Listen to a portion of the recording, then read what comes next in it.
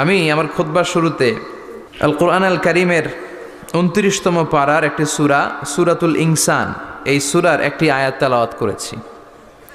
এই সূরার আলোকে আজকের এই চমৎকার রজনীতে আমরা কিছু কথা শুনবো, ইনশাআল্লাহ। পড়েন। এখন যেমনি আপনারা চুপচাপ, শেষ পর্যন্ত চুপচাপ থাকবেন তো, নাকি ওঠা বসা করবেন না? তাহলে আদব নষ্ট হবে। আদব নাই তো কিচ্ছু নাই, আদব আছে তো সব আছে, ঠিক কি না? সূরার নাম হচ্ছে সূরাতুল ইনসান। সবাই বলেন সূরার নাম, আরো জোরে বলেন ইনসান।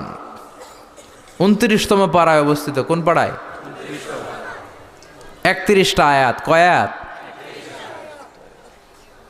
এই সূরাটা মাক্কি সূরা। কি সূরা? বিশ্বনবীর জীবনের দুইটা পর্ব, একটা মাক্কি পর্ব আর একটা মাদানী পর্ব। হিজরতের আগে যে সূরা নাজিল হয়েছে এগুলো মাক্কি, হিজরতের পরে যা নাজিল হয়েছে এগুলো মাদানী। এটা বিশ্বনবীর হিজরতের আগে নাজিল হওয়ার সূরাগুলোর অন্তর্ভুক্ত, ঠিক কি না? ঠিক এতটুকু কথাবার্তা ক্লিয়ার না? এবার আসেন সামনে যাই। সূরাতুল ইনসানই শুধু সূরাতুল ইনসানের নাম নয়, এছাড়াও এ সূরার আরেকটা নাম আছে, সে নামটা হচ্ছে সূরাতুদ দাহার। হাফেজ আছো কারা কারা? দেখি হাত তোলো। অনেক আছে, মাশাআল্লাহ মাশাআল্লাহ।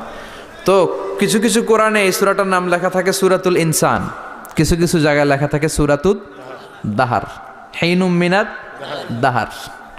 যেহেতু প্রথম আয়াতে দাহারের কথা আছে, আবার হাল আতা আলাল ইনসান, ইনসানের কথাও আছে, এজন্য কোন নুসখাতে এই সূরার নাম সূরাতুল ইনসান, আবার কোন নুসখায় এই সূরার নাম সূরাতু আদ-দাহার।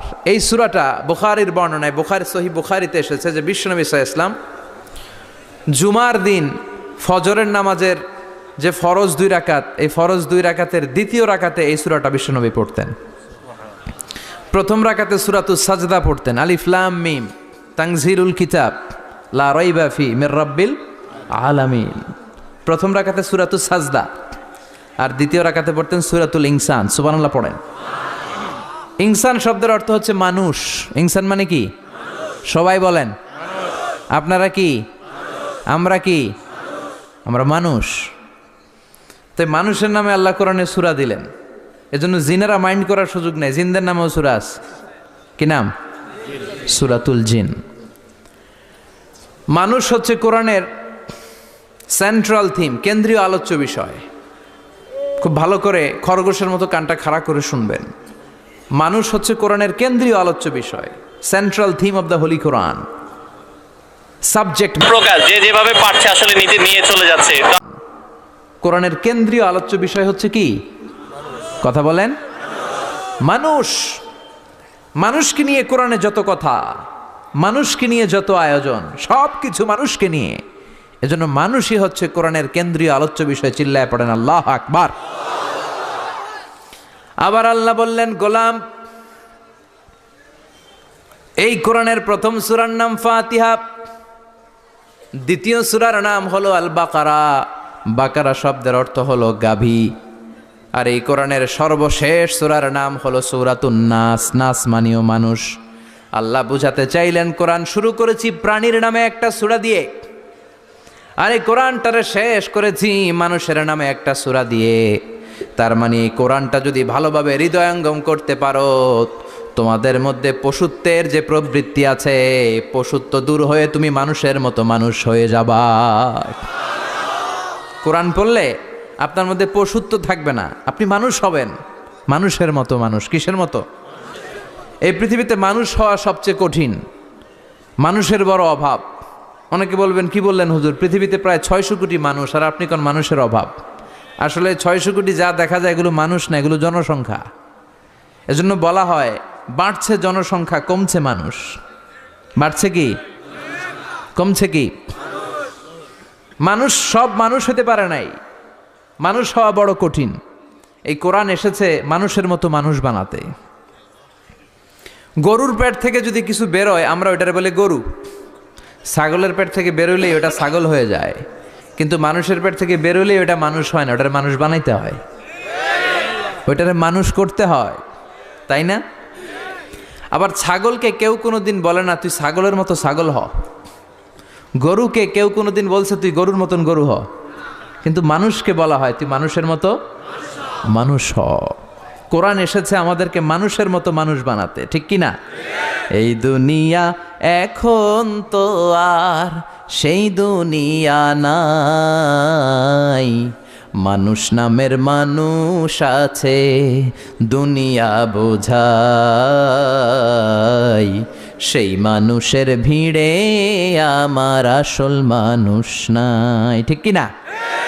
আসল মানুষের বড় অভাব, আসল মানুষের বড় সংকট।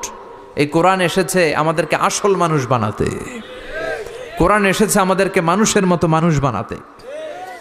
এজন্য যে মা বাবারা চান আপনার ছেলে টেন্ডারবাজ না হোক, চাঁদাবাজ না হোক, 31st নাইটে মেয়েদের ওন্না ধরে টান না দেখ, ফ্যান্সি ডিলের টাকার জন্য আপনারা লাথি মেরে ঘর থেকে বের না করে দেখ, ওই মা বাবারা ছেলে মেয়েদেরকে একটা কিতাব পড়ায় দিবেন। কিতাবটার নাম কি? এই কিতাবটা পড়লে আপনার ছেলেরা শিক্ষিত বানাবে কে? আমি বলি, teach your children the holy Quran, holy Quran will teach your children everything. আপনি আপনার ছেলেরা শুধু কোরআন শিখান, কোরআন আপনার ছেলেরা গোটা দুনিয়াটা শিখায় দিবে। কারণ কোরআনের প্রথম বাণী হচ্ছে পড়ো, educate your self, educate your generation. নিজে শিক্ষিত হও, সভ্য হও, সিভিলাইজড হও। শিক্ষার কথা কোরআনে আছে না নাই? কোরআনের প্রথম শব্দটা কি? ইকরা। ইকরা মানে কি? সবাই বলেন প্রথম শব্দটা কি? আল কোরআনের প্রথম বাণী পড়ো, আল হাদিসে নবীর কথা পড়ো। আল কোরআনের প্রথম বাণী পড়ো, আল হাদিসে নবীর কথা পড়ো। পড়ে পড়ে শেখো, শিখে শিখে তুমি তোমার নিজের জীবন গড়ো। সুবহানাল্লাহ পড়েন। কোরআন পড়লেই জীবন গড়া যায়, ঠিক কি না? তাহলে এই কোরআনকে আল্লাহ তাআলা নাজিল করেছে আমাদেরকে মানুষের মতো মানুষ বানাতে। কি বানাতে? চিল্লায় বলেন, মানুষের মতো মানুষ। মানুষের মতো মানুষ বানানোর জন্য আল্লাহ তাআলা এই কোরআনকে নাজিল করেছে। মানুষকে আল্লাহ এতটা শ্রেষ্ঠত্ব দিয়েছে, মানুষ যদি শ্রেষ্ঠ হয় মানুষ ফেরেশতাকে ছাড়িয়ে যায়, আর মানুষ যদি নিকৃষ্ট হয় তাহলে সে পশুত্বকেও হার মানায়। দলিল কি? দলিল হচ্ছে মেরাজ রজনীতে সাইয়েদনা জিব্রাইল সিদরাতুল মুনতাহা পর্যন্ত গেলেন, ওইখান থেকে দুইটা ঝর্ণা বা নদী নেমে গেল। বিষ্ণু বললেন, জিব্রাইল এই নদী দুইটা কোন নদী? সাইয়েদনা জিব্রাইল বললেন, এই দুইটা নদী সিদরাতুল মুনতাহা থেকে পৃথিবীর দিকে নেমে গিয়েছে। আর একটা হচ্ছে ইরাকের ফোরাত নদী, আর একটা হচ্ছে মিশরের নীল নদী। এরপরে সাইয়েদনা জিব্রাইল বললেন, ইয়া রাসূলুল্লাহ, ইয়া হাবিবাল্লাহ, এই জায়গার নাম হলো সিদরাতুল মুনতাহা, এখানে একটা বড়ই গাছ আছে, এইটা হলো আমার লাস্ট ডেস্টিনেশন, বর্ডার এরিয়া। এই বর্ডার এরিয়ার উপরে যাওয়ার ক্ষমতা আমার নাই। 1 ইঞ্চি উপরে গেলে আমার পাখাগুলোর জ্বালিয়ে সারখার করে দিবে কে? আল্লাহ। সৃষ্টির শুরু থেকে আজ পর্যন্ত যত নবীর কাছে আমি ওহী নিয়ে দুনিয়ার বুকে নাজিল হয়েছি গো নবী, এই সিদরাতুল মুনতাহায় কান লাগিয়ে আল্লাহর কথা শুনেছি।